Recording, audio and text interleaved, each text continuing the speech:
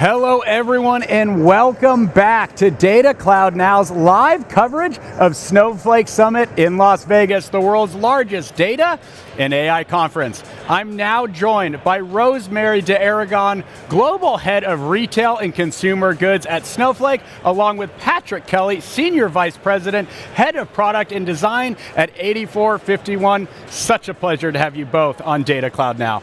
Thanks. Really great to be here, yeah. You know, Rosemary, to start, you are responsible for retail and consumer good clients at Snowflake and launched the Retail Data Cloud last year. What have been your biggest takeaways and what trends are you noticing in the industry? So this year is super exciting for us. We have a lot of big announcements that we just made here at Summit around the National Retail Federation, IRI and NPD and Circana, Nielsen Media, and many, many others like Blue Yonder, LiveRamp, et cetera.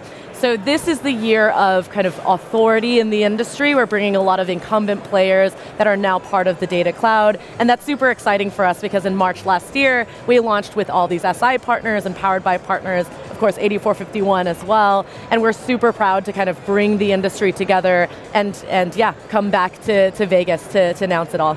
You know, clearly it's all happening. The energy, the excitement is playing all around us.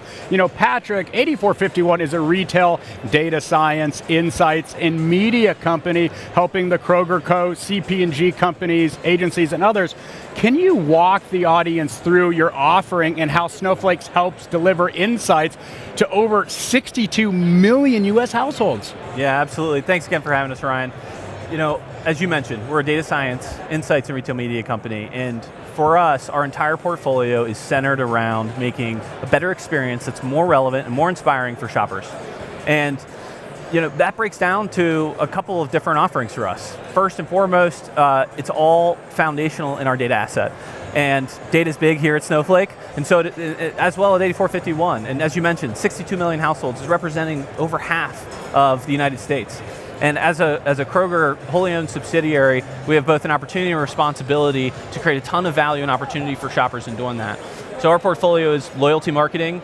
There's over 150 million customer touch points every year. Across those, over nearly 2 billion personalized offers that we send to those loyal customers.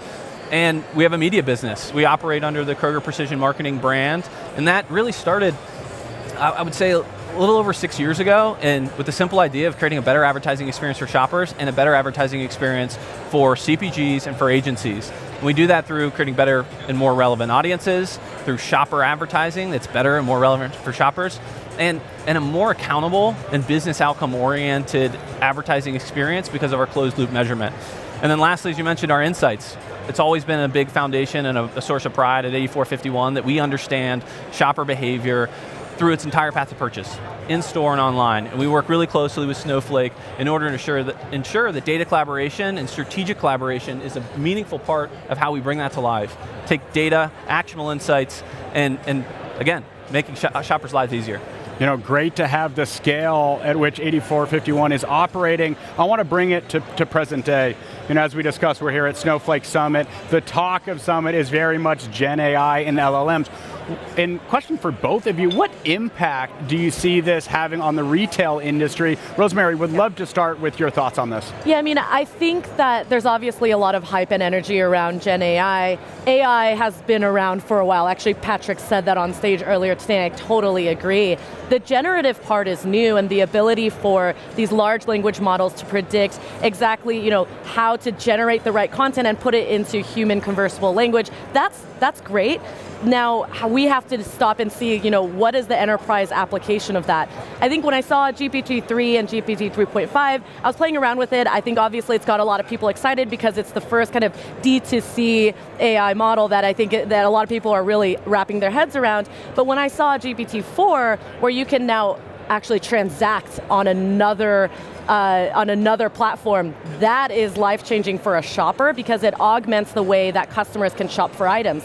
So you could actually start to say, you know, show me a picture of a Thanksgiving dinner and add all those items or ingredients to my cart and actually say, you know, transact and add those to my Instacart cart and actually, you know, have that purchase happen. That is disruptive, and regardless of whether you think it's kind of a hype train or not, I think there's no question that it's going to disrupt how shoppers behave and potentially augment the ways that they shop. So I think for me, I think it's clear that it's going to be a disruptive technology.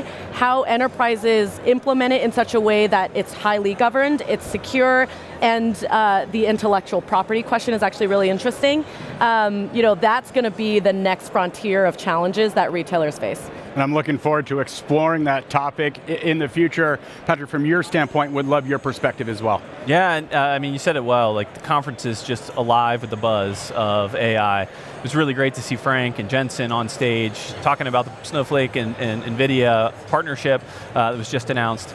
And I really think about Gen AI and these large language models, there's really two sides of the coin. A lot of what Frank and Jensen talked about is being able to talk to your data. And like, the idea of these large language models is it's predicting language. It's predicting sentences, and language is the medium by which we communicate as individuals and with technology. And so it's having and going to have a profound impact on I think all of technology. The other side of that coin is it also reinforces the need for a data strategy, because right. Models, AI, machine learning, predictive models, they're only good as the data that it stands on. And we've got a lot of pride in our data assets and data strategy, and we're going to continue to evolve our data strategy as well as our science strategy. Rosemary mentioned data science and machine learning is core to what we do. So this isn't about going 0 to 1 with AI, it's about a new category that's going to enable us to do new things. And we want to start with the business outcomes. We want to start with the right use cases. We don't want to be holding a hammer looking for a nail. And so we're really, really excited about it, but we also want to make sure that we have a responsible framework as to how we approach it. And so we're going to start with a lot of internal POCs that we're doing right now, internal pilots.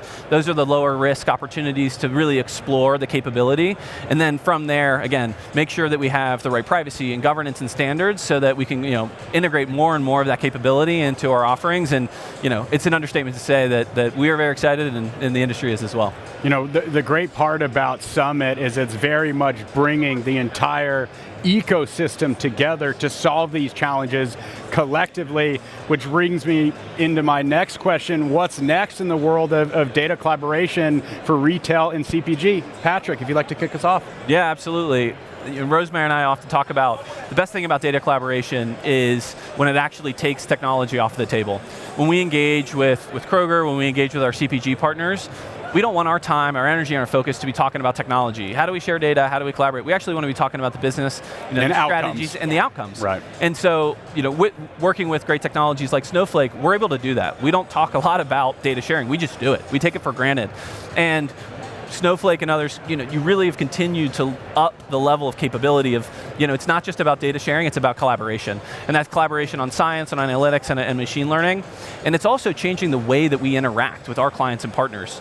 Historically, Insights was really about, reports and web-based applications and maybe some consulting engagements, and now it's about strategic partnership. It's about collaboration. How do we build science together? So it's actually deepening the relationships that we have with our clients and partners, and that's creating better business outcomes, and it's creating more impactful, relevant experience for shoppers, which again, that's what we're all about.